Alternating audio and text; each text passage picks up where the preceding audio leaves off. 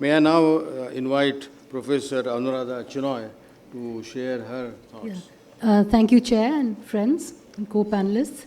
I think very quickly I'll just give the 5 successes of what I see is has emerged out of South-South cooperation and came out of this conference, and 4 challenges. So the 5 successes for me are: 1, that even though they're not all those kind of strong institutional frameworks, but a non-institutional institutions have come up within South-South cooperation. Without a major institution, South-South cooperation is happening within institutions and outside institutions, so there is a non-formalization which can take place.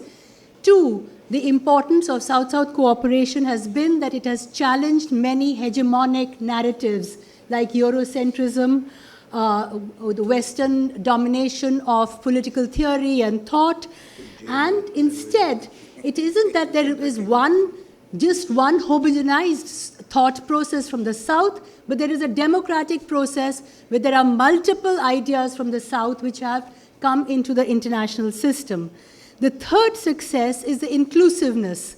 The fact that over 100 countries which are part of a global South can engage in the concept and idea of a South and challenge some of the Northern paradigms, ideas, and come together on issues like development cooperation. So today you have some country like Palestine who is not just an aid recipient and a donor, and the methodology which came out of this is from the methodology which was evolved in this South-South cooperation itself, in which RIS played a major role, the new methodology of development partnership as opposed to aid.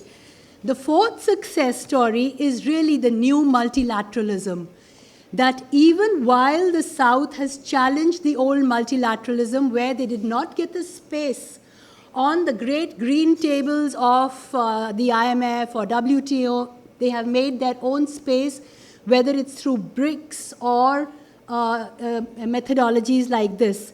And the 5th success, that it is not just horizontal, but it is also vertical. As you can see, it has deepened, and today itself, you're going to have 2 new kind of setups of think tanks, universities, youth, etc. The challenges, again, 4 very brief challenges. 1, that these 5 successes need to be deepened further and institutionalized. Otherwise, they can fragment.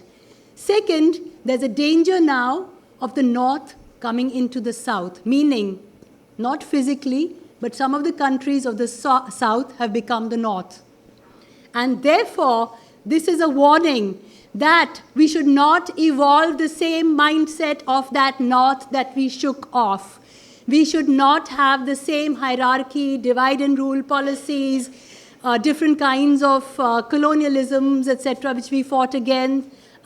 So that is very important to retain this southern transformation and its role. And that brings me to the fact of the rise in internal conflicts, all of which are in the South. We need to address these and see the interlink, the link between security and development, security and conflict, and the great new challenges of climate and environment, etc., which we have to incorporate into our southern frameworks and not just blame it on the North. Yes, the North is liable for it, but now, today, the responsibility is a collective responsibility. And therefore, my last point and slogan really is that we have to move towards a common security and a common development. It cannot be an individual security. It cannot be exclusive, either externally or domestically. It has to be inclusive, common, and, and there are ways and intelligences to go through it. Thank you very much.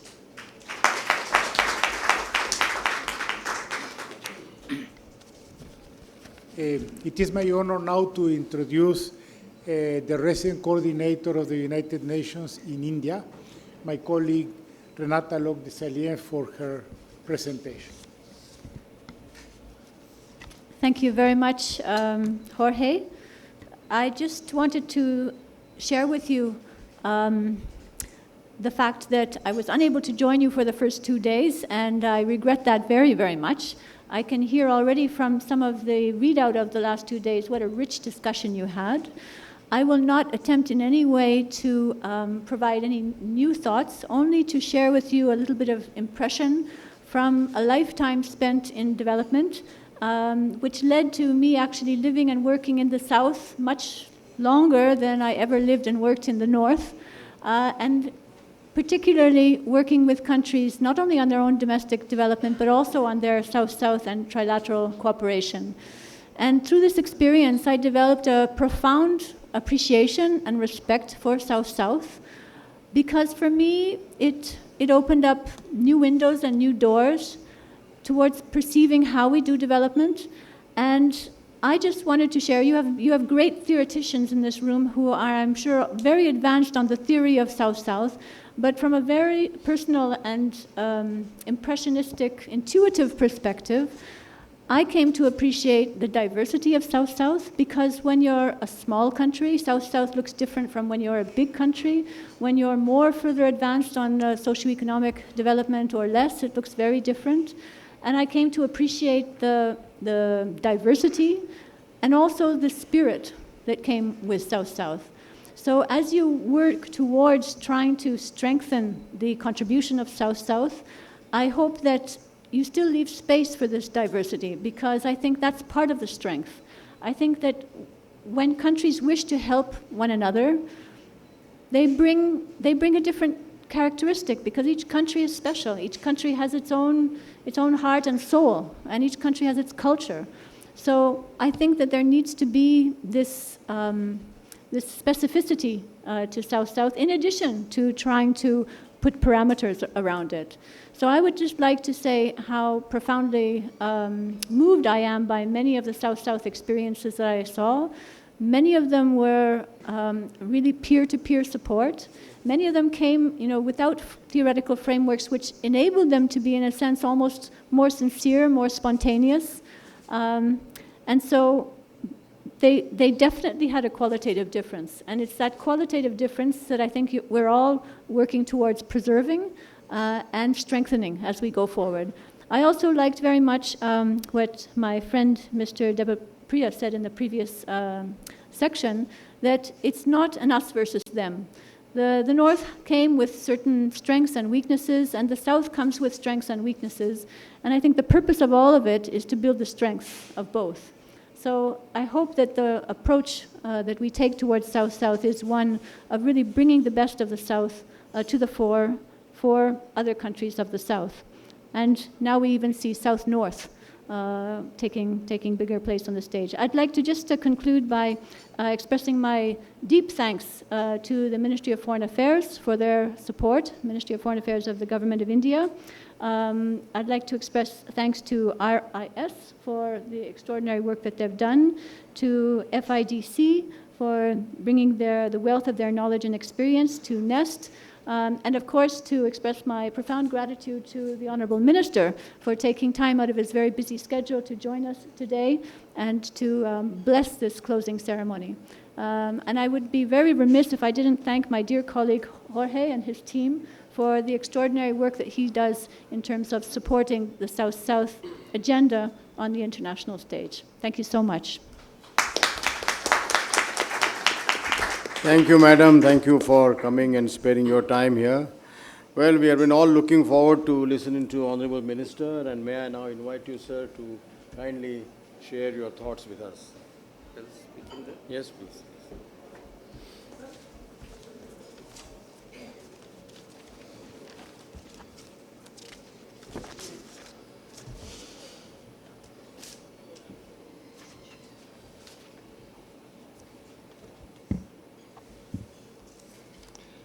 Ambassador Sudhir Devre, Mr. Jorge Shirik, Ambassador Dr. Mohan Kumar, Professor Sachin Chaturvedi, Mr. Sheshatri Chariji, Professor Lee Xiaoyun, Professor Anuradha Chenoy, Mrs. Renata Lok Desele, Milindo Chakraborty, and very distinguished ladies and gentlemen. I'm very excited to see members from 53 countries participating in this very important gathering. And I could term it as a path-breaking, in a way, after 40 years of the Buenos Aires Plan of Action. You are coming out with the Delhi V document as presented briefly, and I could sense that it has definitely given a direction to move forward in a positive manner. While sitting here in the midst of this important gathering, I was thinking that why do we get together? Or why do a certain section of the people or certain countries get together? There must be some reason to identify and decide to come together. I personally believe when the South-South cooperation concept was formed, or even the unique concept of this triangular cooperation is formed, there is a need behind it, especially when we identify our issues and challenges as similar, then we come together to solve it. When we face a challenge which we feel that it must be dealt unitedly, then we come together. So when this South-South concept came, we are all developing countries having similar nature of issues we are grappling with, some kind of political similarities in which we were emerging. So considering so many things, we came together. So while we have come together, if we cannot forge together ahead, then we will not be that much successful as we have envisaged to. So it's very important to identify the issues first on which we have to come together. If we do not converge ourselves, if we get involved in conflict of opinion within ourselves, then definitely we will have more difficult times ahead in terms of meeting any challenges. As I stated in the beginning, I am not a career diplomat. I am not a person who have done long or in-depth research about the various collaborations which our developing countries are doing, but I do have certain thought in my mind, which I normally prefer to make a remark in random manner. I don't define things. From India's point of view, we definitely have to play a very critical role. And I firmly believe that if anything is to be successful globally, countries like India, China have to be successful. Otherwise, the sheer size of our population, the sheer size of our problems is immense. So it's good that this conference is being held in Delhi, and all the members have decided to come and participate actively. So I'm very happy that we have decided to work together.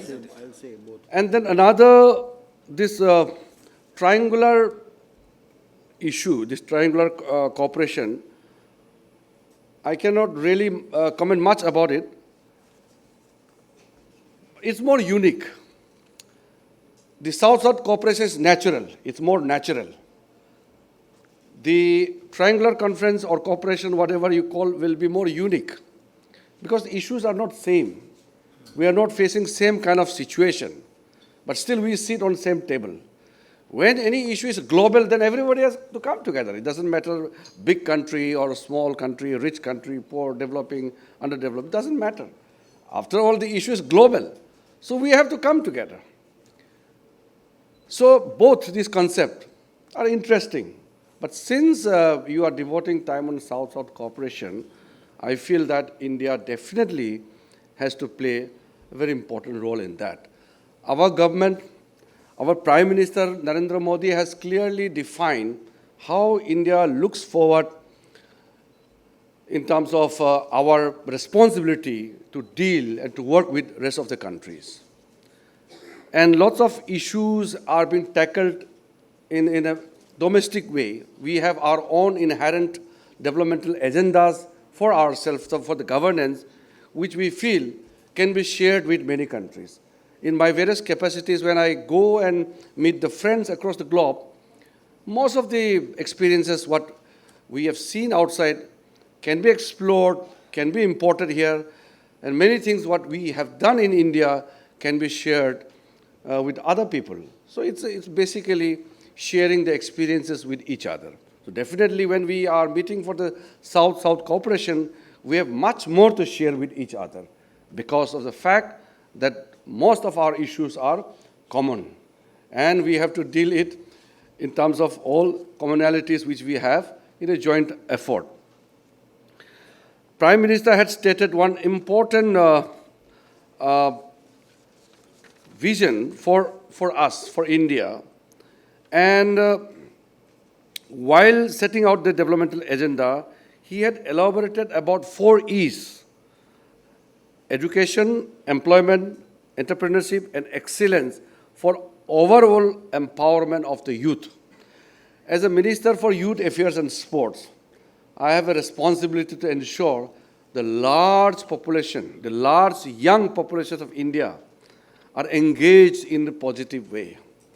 The so-called the demographic dividends, the so-called assets, may turn into explosive if we cannot utilize them. If we cannot engage the minds of the youth in a positive manner, then it's going to be a huge challenge.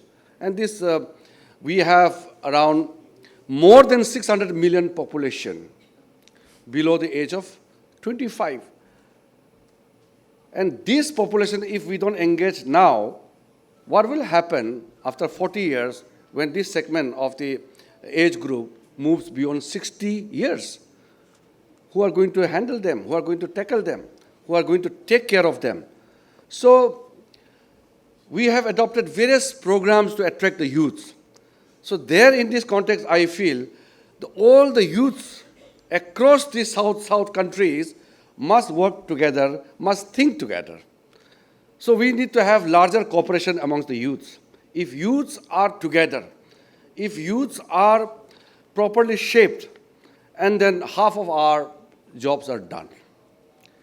I had led youth delegation in many countries, and it's very interesting to ensure the youths of different countries cooperate with each other. So we must create more platforms where the youths can come together and share their ideas, share their visions. So if all the youths across the globe are coming together, there will be no conflict. The conflict comes when you are not able to understand each other or you are not able to work together. So the cooperation, the working together of the youths across the globe is very important. So in that context, in the South-South cooperation, the gathering and coming together of the younger population must be given lots of emphasis. Then only I think that the agenda which we have set for ourselves will be given a proper ending. There are many things I feel like sharing with you, but since I also have a limited time with you, you are also having a limited time for yourself. So since all the hard works are done, all the intense deliberations are being conducted, reports are prepared, outcomes are already there documented, so it will be needless for me to stress on many extra issues here, but I'm very fortunate, feel honored to be invited here and to be with you for some time, such a learned dignitaries from across the globe. From India, we have many great minds sitting here. They will certainly be very useful for the South-South cooperation. And I hope that the document which we have come out with this 2 days conference will be very important document for all of us. I personally would like to see in detail what are the recommendations, what are the way forward you have taken out of this conference. And as a minister of this government, I will definitely prefer to go through it and try to incorporate in my way of thinking in running my ministry. I'm running a very important Ministry of Youth Affairs, Sports, and I have another ministry, the Ministry of Minority Affairs. And you know, in India, we have close to 200 million minorities. So we have a large population in our country to take care of if we talk about minorities segment also. So it will be very important to understand the concept of what you all have discussed. I certainly would like to request Chaturvedi ji to share with me the documents. And while you are in India, I'm sure in last 2 days you must be too busy in this conference, but I would like to make additional request. Please go, out of this conference and see India more. You can. This is a good time. The real hot summer is almost over, so the weather is good. You can explore some beautiful monuments, some beautiful locations. India is a big country. 1 week is never enough, but still you can have a window to the beauty of India. Please enjoy India. I'm sure our Indian host, the Ministry of External Affairs, our research institute, they must be taking well care of our visiting guests. And please enjoy India while you are in India and feel the hospitality of the Indian people, Indian culture. And thank you once again for inviting me here. Thank you very much.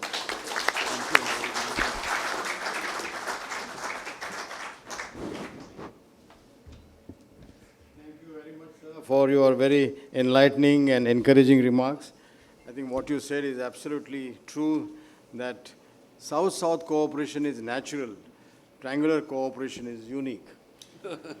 And also you are bringing to the attention 4 E's, and then finally saying that there has to be a cooperation between the young population of India with the population of so many of the countries which are present.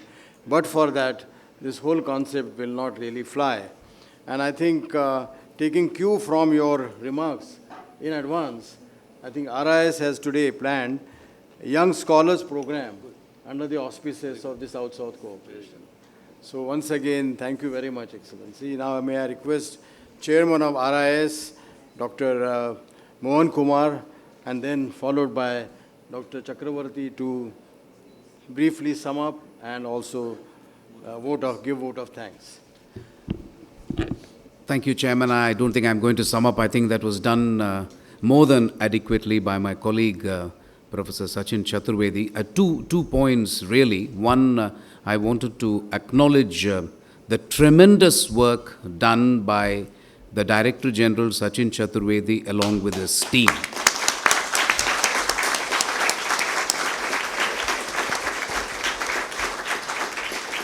I will be remiss if I did not acknowledge that this has taken months of effort, so I'd like to thank him and his team for the outstanding work, and all of you will agree. Second, for me personally, it's been a steep learning curve. I'll be less than honest if I said I knew a lot about South-South cooperation, so I still feel I'm learning.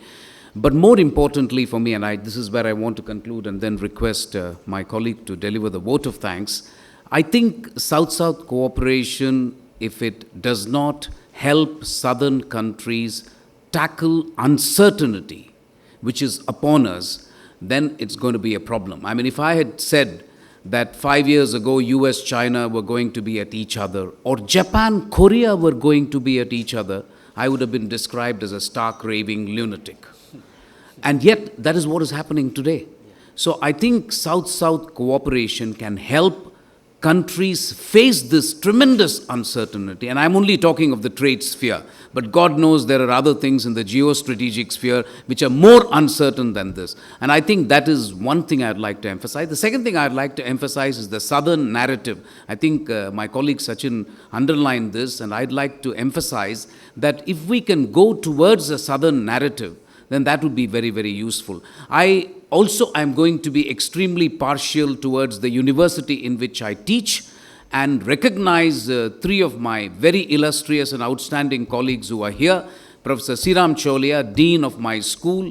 Thank you very much, sir. Professor Sudarshan, who's Dean of the School of Public Policy. And last, certainly not the least, Professor Stephen Marks from Harvard. Thank you very much for being here. And I'm very keen to get involved in this launching of Think Tank University Connect, which we are doing, sir. I want to tell the Honorable Minister that I think my colleague Amar Sinha made a good point while you were just sitting in the front.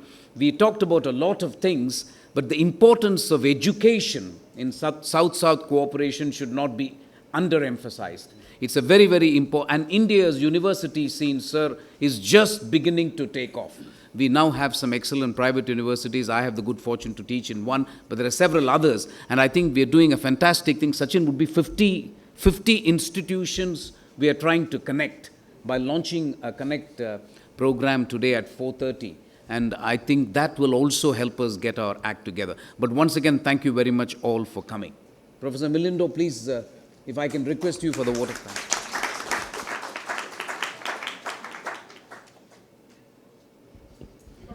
Well, thank you, respected Chair, Honorable Minister. As I was thinking about offering the vote of thanks, my first instinct as an evaluator forced me to assess the two-day conference in terms of its output. And what I could find that the discussions all through these 1.5 or more, almost 2 days, veered from the issue of multilateralism on the one hand to people connect on the other. And this has created certain interesting debates and confusions, which can be the agenda for the coming 3-4 Delhi processes. What I could find that the unit of analysis also is moving around between state on the one hand and community on the other hand. The unit of analysis is also moving around the idea of knowledge on the one hand and material well-being on the other. But one point that came out very clearly over these last 5 Delhi processes is that South-South cooperation and the understanding about it has come of age. It has moved from a binary perspective to a perspective where it agrees to the existence of some numbers at 0.5 or 0.7 lying between 0 and 1. And that perhaps is one of the most important contributions of this two-day conference that we had today.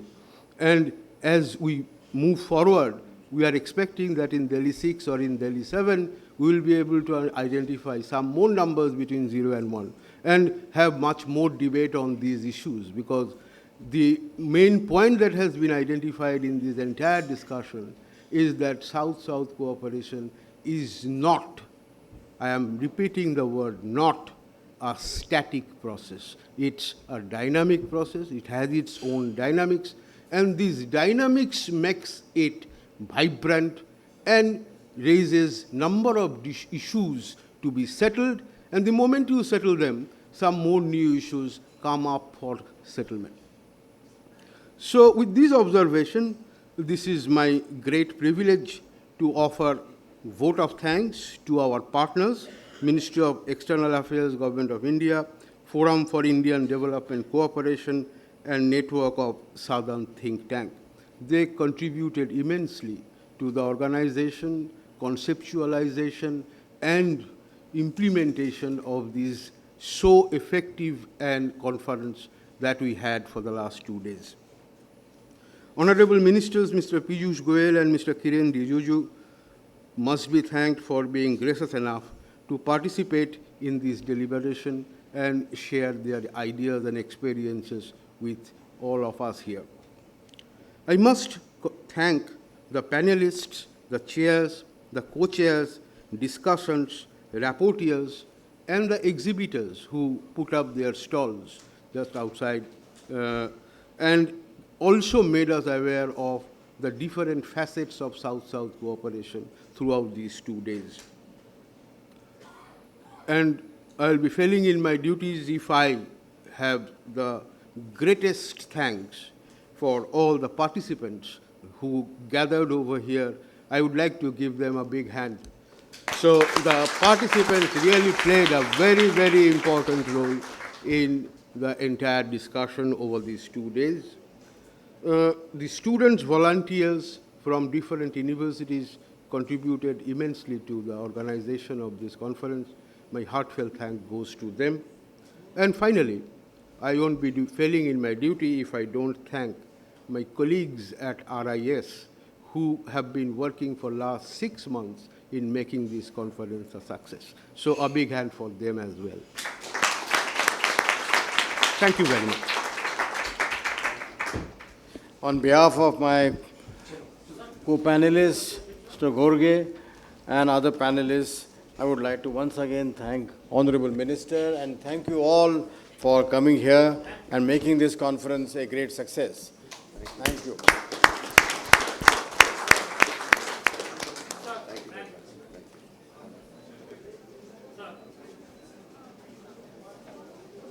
Thank you.